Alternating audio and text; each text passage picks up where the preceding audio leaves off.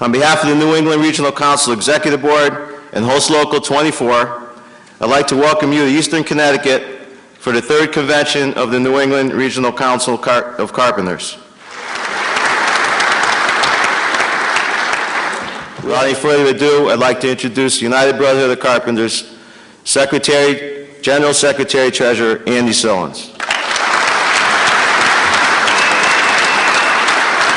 I'm not going to make a speech this morning, but I am honored to introduce someone I consider one of the real leaders of our brotherhood.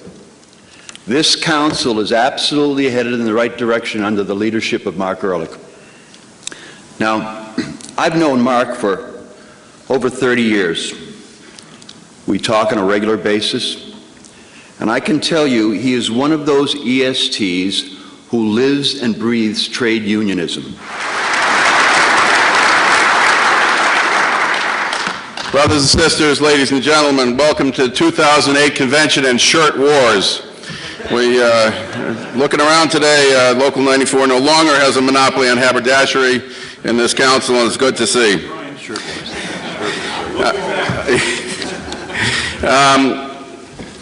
For all of you, last night was a really wonderful night. In general, I think the convention has been terrific so far, and certainly the Red Sox victory last night only capped that wonderful evening. Brothers and sisters, it is my pleasure to introduce my friend, Frank Spencer, Vice President of the Eastern District of the UBC.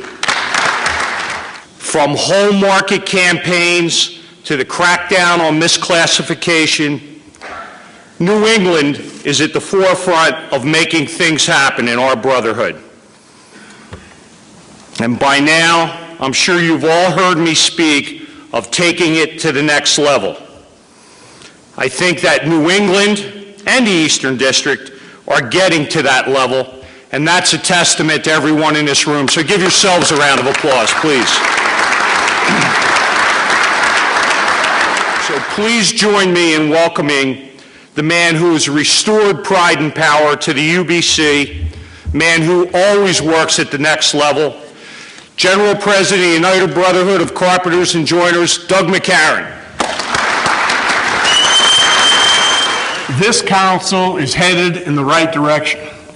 Your commitment to organizing, your commitment to service, your commitment to the membership makes your council a leader within this brotherhood.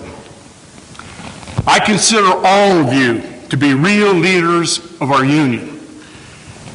And we're going to need that leadership now more than ever. Now, the structural changes that we've made and the emphasis that we've placed on training will help us compete in this economy, and so will our emphasis on organizing. But since our restructuring began, we've placed over 600 organizers in the field, and our focus on growing the brotherhood has changed many markets. One fund per council. Now, by merging funds, we reduce the cost of administrators, accountants, actuaries, and attorneys. And we can put those funds to work providing benefits for our members. It's the right thing to do, and we need to do it now. If there was ever a need for a change in politics and policy, it is today. Now, I look at this union, and I know two things for sure. We are serious about change, and we're not afraid of hard work. We have the resources, the vision, and the determination. But most of all, we have our members. We've got a great organization, and there's nothing that we can't achieve. We put our mind to it, okay? This is going to be some tough economic times we're going through, but I don't care if it's booming or tough times. We put our sights on a contractor, a non-union contractor that's exploiting people. We'll get him. There's no question in my mind that we will get him. This organization is going to do nothing but get better. It's been months of incredibly difficult work involving dozens of people on our staff that has resulted in a program that we have called BUILD. And this convention is the launching pad for the build program throughout the New England Regional Council of Carpenters. And it's my pleasure to introduce to you the man who is going to present this program, the man who came to work with us and really put this together and really made it a program that I think we're incredibly proud of. My friend, and again, as I said, probably the best labor educator in the country, Jeff Grabelsky. I am a union electrician by trade. I'm a labor educator by profession, and I'm a radical trade unionist by conviction.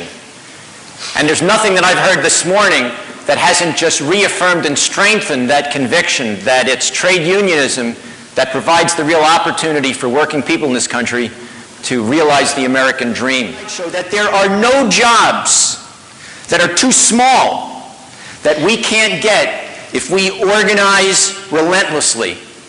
And there are no jobs that are too big that we couldn't lose to the non-union if we grow complacent. And that's the first challenge that we pose to our members, because the bottom line message of this program is that this council has a strategic approach to capturing the work in the 6 New England states, and the only way that approach can be successful is if our members are actively and enthusiastically engaged in the work and the life of the New England Regional Council of Carpenters. That's what this program is fundamentally about.